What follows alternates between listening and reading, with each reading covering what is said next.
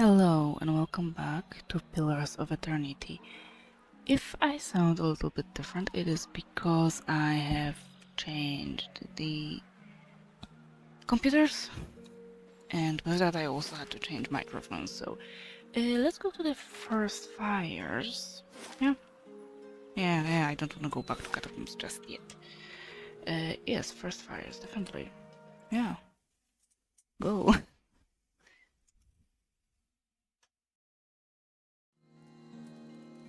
Okay.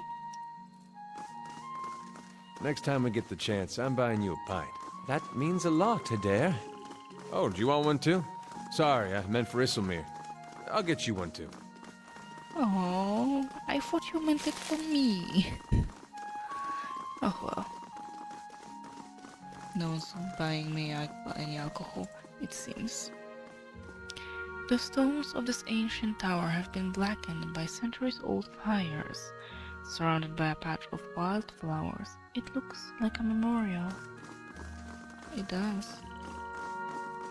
And here I see yet another alchemy ingredient. I do believe. Politics, infighting, greed, and a shrine to Margaret as well. Her clergy belongs there. Okay. More of Backer's characters. By the way, let's see what do we have here? Heritage Hill, Valiant Embassy, Ducal Palace. Oh, this is the place that we can. I mean, we can steal something from that place, I think. Wait, was it here? To storage up? Lord Raymond's Manor, no. So not this one. Apparently here we can simply enter, just like that. They did not hear about security? I changed my I stand corrected. They surely heard about security. Welcome to Ducal Palace. Good day, stranger. The young woman wears a simple but well-tailored uniform. She watches the comings and goings around her with quiet attention. Any news to share? Or are you just here to see the Ducal Palace? What's the Ducal Palace? It's the seat of government here in Defiance Bay. This is where Duke Admeth Hadred declared freedom from Adrian rule some 150 years ago. She lowers her voice and grins. It's also a hotbed of regional politics. Trust me, the gossip here beats what you'll find in any tavern or brothel in the city. The root politics. It changes too quickly to be worth keeping up with. Better to strike up conversation in the taverns than try to loiter inconspicuously in the palace corridors. Leave for news. Who are you? I'm a page here at the palace. I deliver messages and run errands for the Duke and his advisors. The pay's not great, but I can't think of a better introduction to politics. What goes on here? Oh, where to start? We've got meetings, public hearings, and ceremonies, and that's just the stuff that happens out in the open. She leans a little closer. This is where the Duke and his key advisors work, so there's always someone bartering for a favor. Unfortunately, I'm not at liberty to talk about that side of things.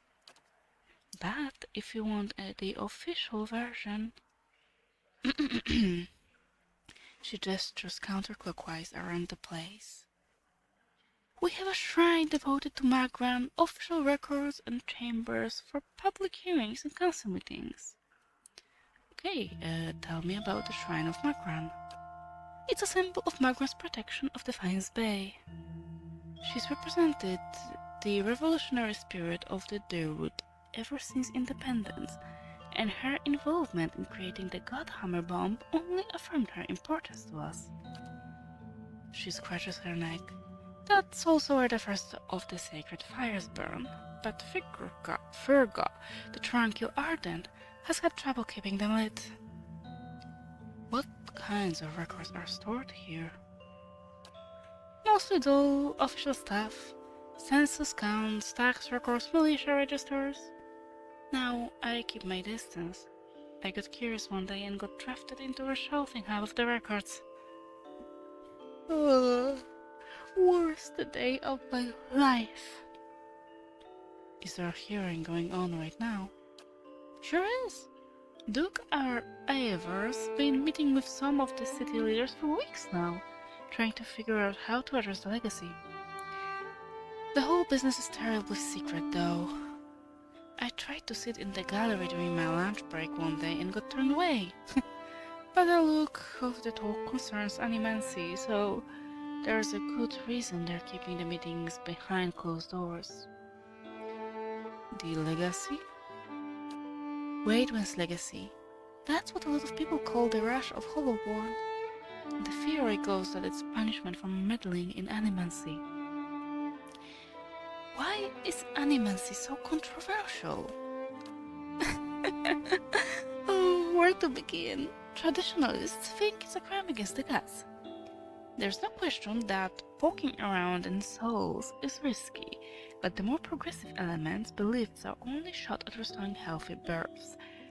And it doesn't help matters that animancy research often involves old Engwithian relics that were illegally looted from ruins in Air Glanfad. She makes a quick twitching motion with her index and middle fingers. What are Hollowborn? She raised an eyebrow. You really are fresh from the road. Hollowborn are children born without souls. They often don't live for very long, and those that do have generally received some kind of treatment from the animancers. So what do you think about animancy? Me?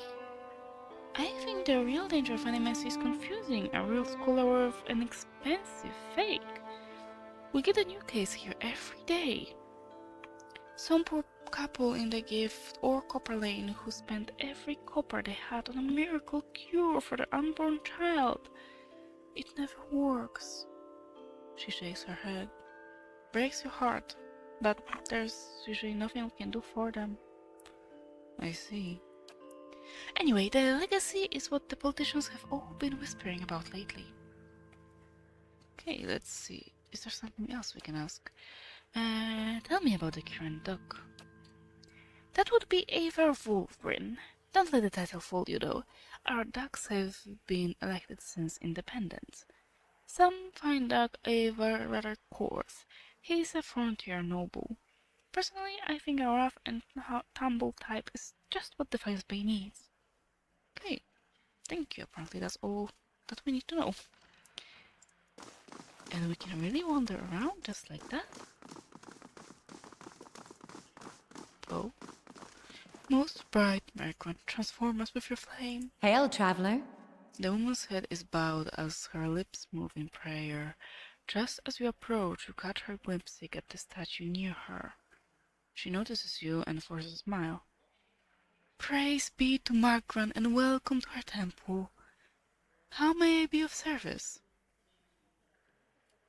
You seem upset. What's wrong? Her shoulders slump. This is about the fires, isn't it? She puts a hand on your shoulder. They are just symbols. You can't put your faith in them. The fires? The sacred pyres all around town. You must have seen the statues of the goddesses around the city, holding up empty braziers. I've kept them burning steadily for 15 years. They haven't been able to conjure them for months now. And people need to see them more than ever these days. What does that mean? It's my devotions and prayers that keep them lit. But lately, when I try to pray, all I can think about are the Hollowborn all over the city.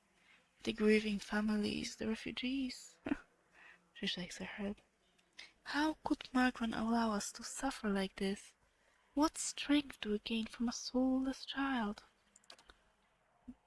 Durrance grunts with disdain. What strength do we gain from adversity, from trial and test? The fires don't wither because she lacks in faith. They wither because she does not understand how to be faithful to a whore. A whore wants neither praise nor devotion. A whore wants to be compensated for her services, and Magran is paid in pleasure, in sweat and struggle and pain. This mewling imbecile is unworthy of Magran's womanly heat. And this has shaken your faith. She nods, running her hand through her hair. But I believe Magran may be speaking to me again. She frowns and casts a quick glance in your direction. You follow the deeper mysteries of the world, don't you? Perhaps you can understand what I am about to tell you. Lately, I've been seeing visions. A place in the wilderness with pools filled with sunbursts of color. Strange falls that seem to rise to the heavens even while they splash into the earth. She raises her hands as if framing an image of a vision. And behind the falls is a cave, filled with fire and heat and danger, and some token of my goddess. I know there's something there, but where it is or how I'd get there, she shakes her head. I've been meaning to ask around at the expedition hall to see if anyone recognizes the description. To be honest though, I don't know what I would do even if I found the place. Worthless, like so many of Magran's flock, afraid of her god's test. If Magran speaks to her, it is to hasten an end to a hypergod's life, and this vision is surely a death trap for the weak. I would like to know more about the temple here. Magran is the most revered goddess among our Derudians, so it's no surprise that her temple is part of the ducal palace. Her fires symbolize trials, revolutions, and the blazing of new paths, all of which are important to us. She gestures to the statue. This is the first of the sacred pyres. When this is lit, so are the rest around the city. Something else? What's the significance of the sacred pyres? They symbolize Magran's power and guidance, and right now, the people of the Defiance Bay need to be assured of her presence. She crosses her arms, staring at the statue. Our neighbors in the Valen Republic see us as superstitious, but we're just sensitive to their signs and warnings of the gods. Okay, goodbye. Of course we do. Centers of Fate. I need to find a place. Some nobles.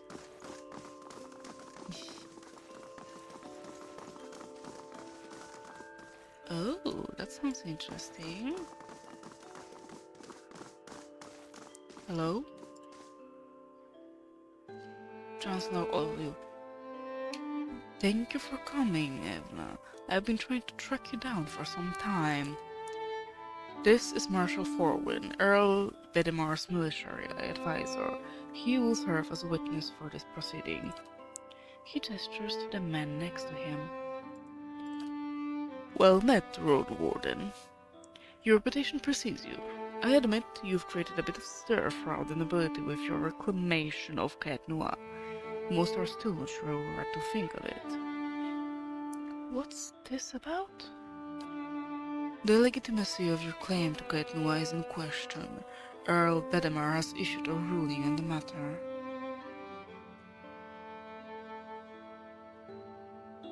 I trust the Earl to make a fair judgment.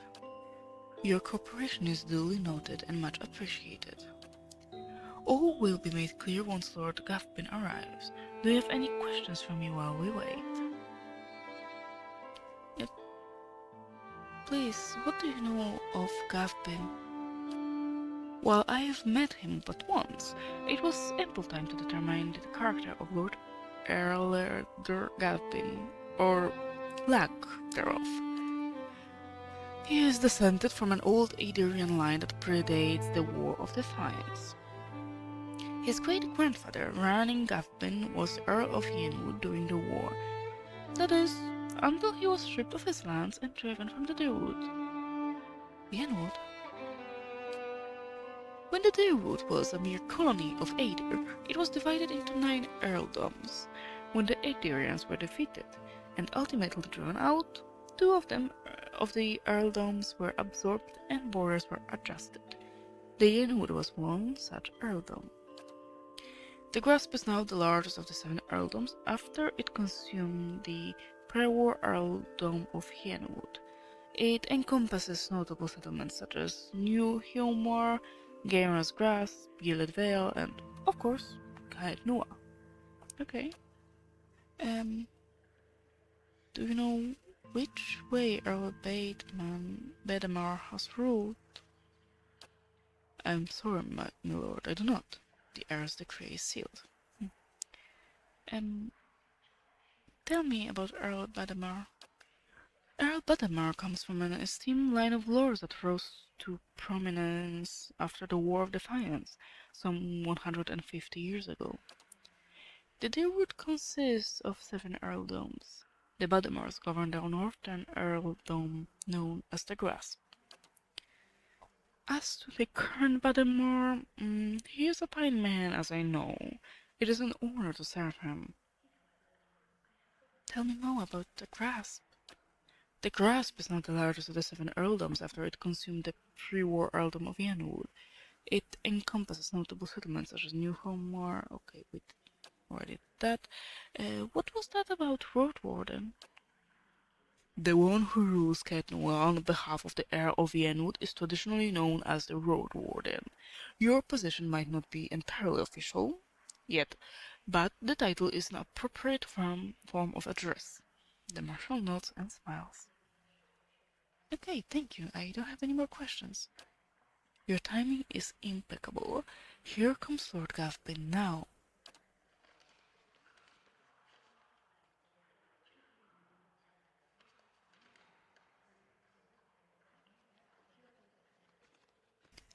An opulently dressed man strides toward the Chancellor, his sandy hair trailing him like a banner caught in a light breeze, boot heels echoing throughout the hall. An elven woman with cropped hair dressed in dark, glinting mail shadows his steps before taking position alongside him. She watches you unabashedly, taking your measure. Let's move past this formality as quickly as possible. I've other matters to attend to. It's well known that Ketnua belongs to me by right. And where is this pretender? She who murdered the Redricks, my own sister and her husband, and steals my land? Where's this slow-born wretch? Ron clears his throat and glances at you. This woman here? This is the Lady of Ketnua. I thought she was just another servant. Perhaps a valet or a scully maid.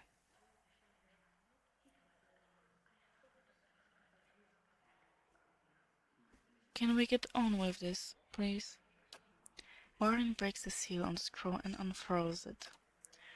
Regarding the matter of the Gathbin claim of Caed Nua, Earl Bademar finds that the Gathbin claim was never relinquished.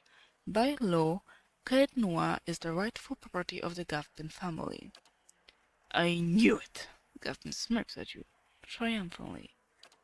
I am not yet finished, my lord. Gathbin rolls his eyes and motions for the Chancellor to continue. However, the heir recognizes Evna's part in reclaiming Caed Nua, a site that has stood abandoned and even, some would say, cursed, for over a century. Before Caed Nua is returned to the Gathbin family, the heir has decreed that Lord Gathbin will provide compensation in the form of absolutely not.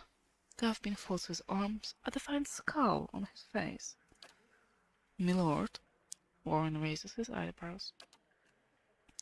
The amount is quite reasonable, and a requirement for your land to be returned to you. If you'll just allow me to finish, I will not pay a single copper to this miscreant for my ancestral land. Do you think I'm blind to the Earl's motives, lackey? He thinks he can send a message with this insult. I have a message you can send that son of a whore.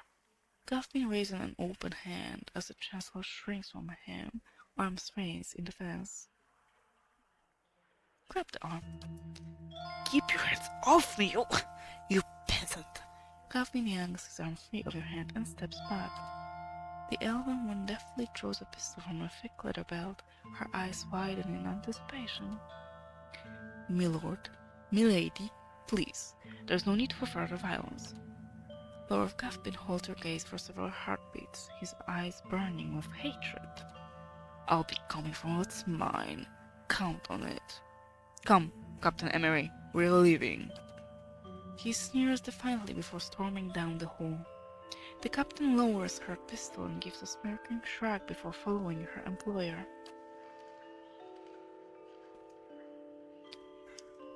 Well, I can't say that Gaffin's reaction was entirely unexpected. Though no fault of your own, I'm afraid you've made a powerful enemy. He did seem a little upset, didn't he? I've heard he's always been vicious, even as a boy. And he can hold a grudge for a very long time. In any case, Caed Nua now officially belongs to you, since Lord Gaffin has rejected the Earl's decree. He hands you a deep blue scepter which looks to have been carved entirely out of sapphire. Here, this belonged to one of the old lords of Caed Nua. By right, it's yours now.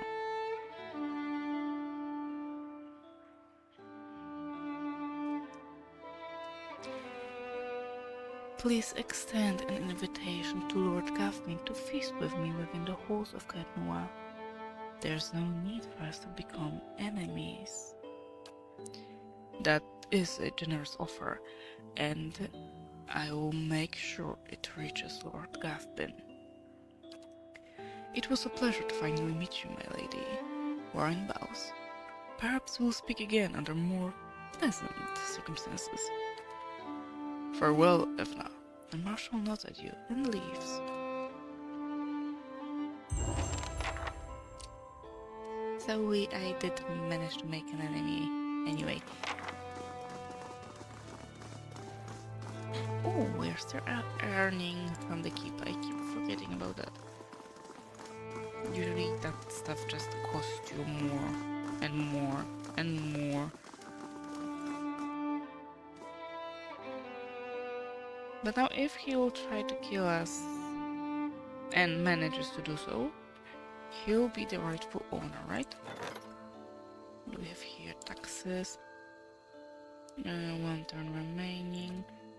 And okay, no, so I think it was the information about taxes that I saw. Are you guys tired? No.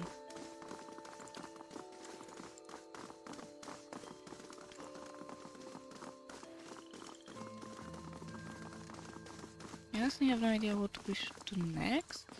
If there's something we can do here. We can go to embassy, right? Or to Crucible Keep. Let's go to embassy first.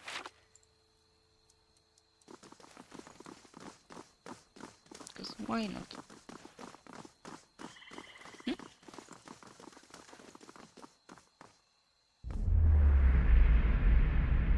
Oh, I thought it was... Sometimes I cannot tell those colors properly. It didn't look to me that it was golden. Yeah.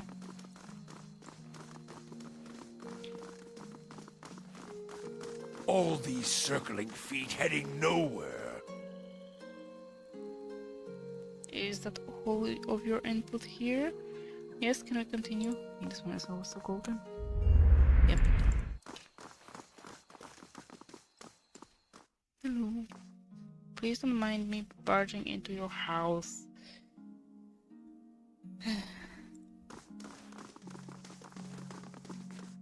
Wasn't I supposed to talk with you?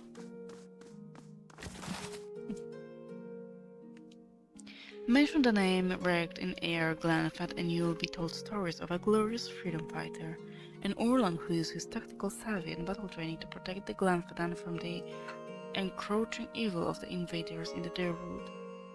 Ask someone in the Deerwood about him and you hear angry retellings of the exploits of an underhanded, dirty fighting Orlan who terrorized the wooden citizens.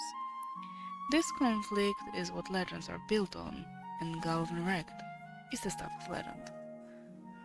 The Broken Stone War began from a misunderstanding between the Glenfatans who lived in the Deerwood and the Erdarian colonists who were moving in.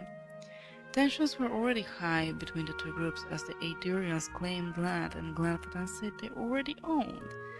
Add to it the Glenfatans taken and forced into slavery by the Erdarians, and it was only a matter of time before something snapped and sent the two groups to war. There was the occasional skirmish or fight between isolated groups, but no real war until but no real conflict until the Broken Stone War. Whether intentional or not, Adrian farmers, clearing land for their crops, knocked over and destroyed one of the ancient menhirs that dot the countryside.